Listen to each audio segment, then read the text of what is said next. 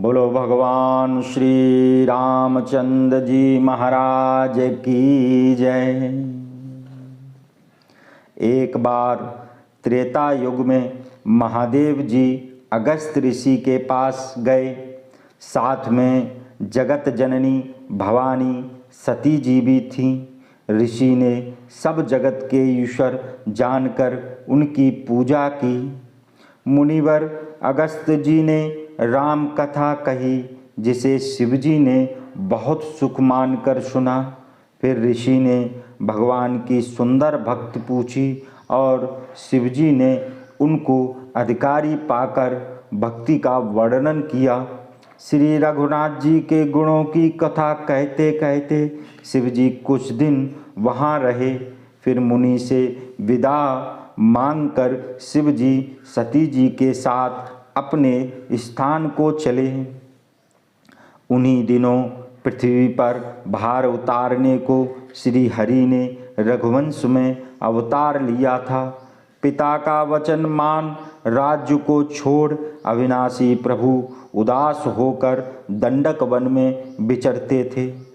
हृदय में विचार करते हुए शिवजी जा रहे थे कि मुझे भगवान के दर्शन किस प्रकार हों।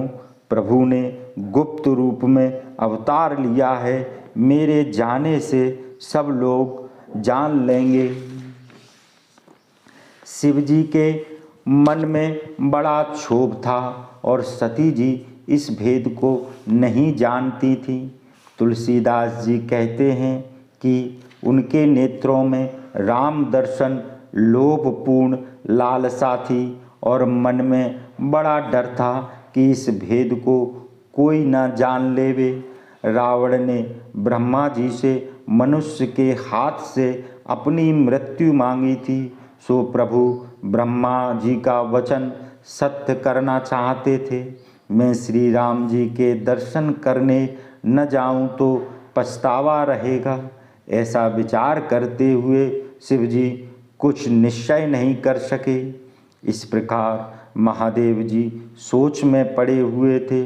उसी समय रावण ने जाकर मारीच को साथ लिया। वह तुरंत कपट मृग बन गया।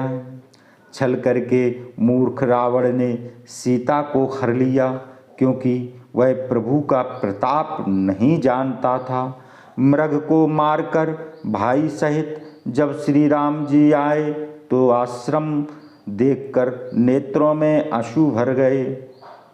सीता जी के वियोग से व्याकुल मनुष्यों की भांति राम लक्ष्मण दोनों भाई उनको वन में ढूंढते फिरते थे। जिनके कभी संयोग वियोग नहीं है, उनमें विरह का दुख प्रत्यक्ष देखा गया। श्री रामचंद्र जी के चरित्र बहुत ही विचित्र हैं। जो बड़े ज्ञानी हैं वे ही जानते हैं। जो मंद बुद्धि हैं वे अज्ञान के वश हृदय में कुछ और समझते हैं। महादेव जी ने उस समय श्री राम जी को देखा। उनके हृदय में बहुत आनंद उत्पन्न हुआ। नयन भर गए। शोभा के सागर राम जी को देखा, पर कुअवसर जानकर परिचय नहीं किया। जगत को पवित्र करने वाले सच्चिदानंद की जय हो, इस प्रकार कहकर कामार शिवजी चल दिए। कृपा निधान शिवजी आनंद से बारंबार पुलकायमान होकर सती जी के साथ जा रहे थे। शिवजी की उस दशा को देखकर सती जी के हृदय में बड़ा संदेह उत्पन्न हुआ। शिवजी सब जगत के वंदनीय और जगदीश्वर हैं। देवता मनुष्य और मुनि सब इनको सिर नवाते हैं।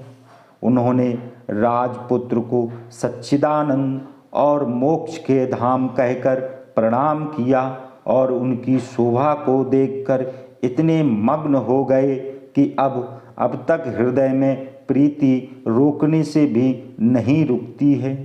जो ब्रह्म सर्वव्यापक भाषा रहित अजन्मा अदृश्य इच्छा और भेद रहित है और जिसे वेद भी नहीं जानते, वह क्या देह धारण करके मनुष्य हो सकता है। जो विष्णु देवताओं के हित के लिए मनुष्य शरीर धरते हैं वे भी ऐसे ही सर्वज्ञ हैं जैसे शिवजी। वे ज्ञान के भंडार, लक्ष्मीपति और असुरों के शत्रु भगवान क्या अज्ञानी के समान स्त्री को ढूंढेंगे। फिर शिवजी की वाणी भी मिथ्या नहीं हो सकती। सब कोई जानते हैं कि शिवजी सर्वज्ञ हैं। इस प्रकार मन में बड़ा संदेह हुआ, हृदय में ज्ञान उत्पन्न नहीं होता था।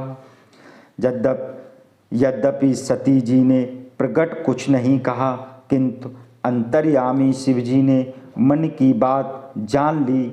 वे बोले, हे सती सुनो, तुम्हारा स्त्री स्वभाव है, ऐसा संशय हृदय में कमी नहीं करना चाहिए।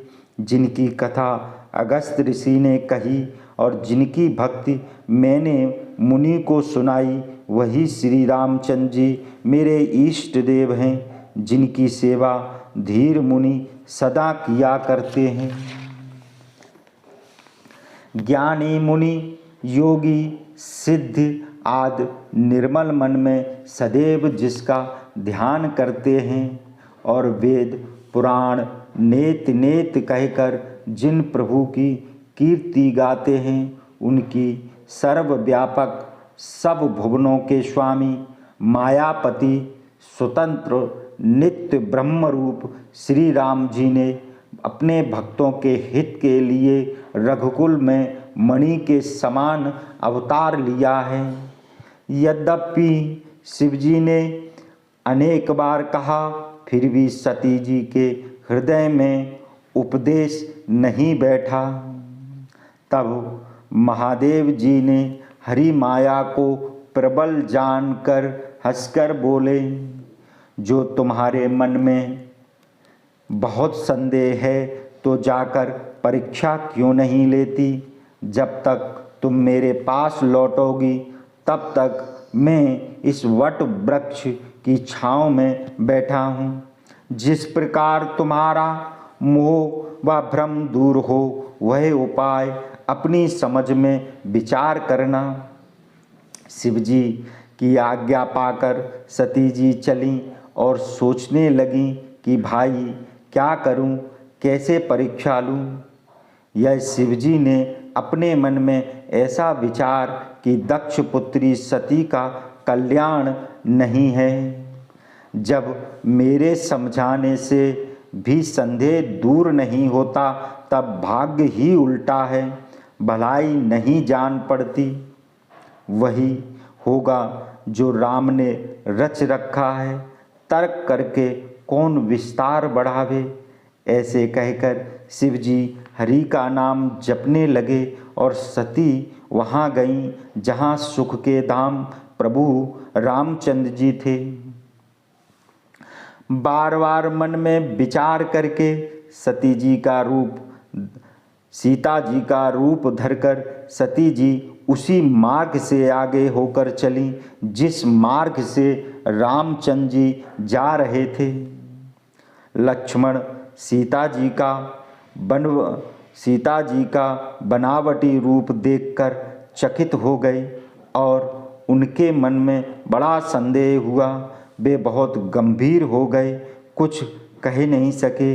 वे धीर बुद्धि रामचंद्र जी के प्रभाव को जानते थे। देवताओं के स्वामी रामचंद्र जी सती जी के छल को जान गए, क्योंकि वे सब कुछ देखने वाले और सबके मन को जानने वाले हैं।